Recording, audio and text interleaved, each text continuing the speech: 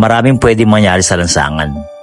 At sa bawat segundo, hindi natin kontrolado kung anong posibleng mangyari habang nasa biyahe tayo.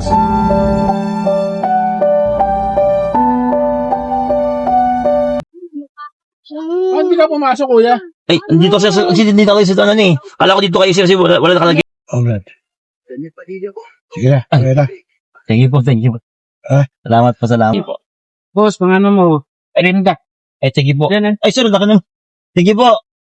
Araw-araw, iba't ibang tao at sitwasyon ang nai-encounter natin sa daan. Where you from, sir? Canada.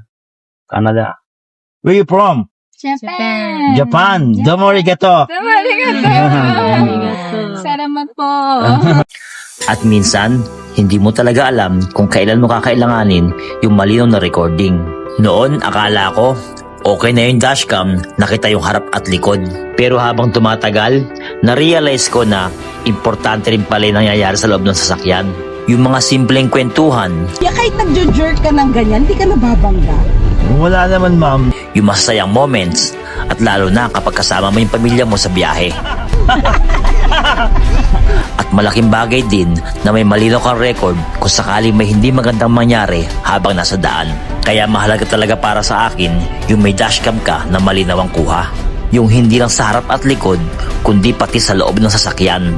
Kahit gabi at madilim, malinaw pa rin yung recording. Marami nga ang nagtatanong sa akin kung anong camera daw yung gamit ko sa loob ng sasakyan sa mga vlog ko. Okay na, ma'am. Hi po sa vlog. Hello po. Dashcam lang po ang gamit ko. Hindi man natin kontrolado lahat ng pwedeng mangyari sa daan, pero pwede tayong maging handa. 3-channel 4K protection made easy. That's the 70mi Dashcam T800E. At may ongoing din na 70mi 10th anniversary celebration with exciting giveaways and freebies. Check nyo na lang yung link sa comment section. Ingat lagi sa biyahe.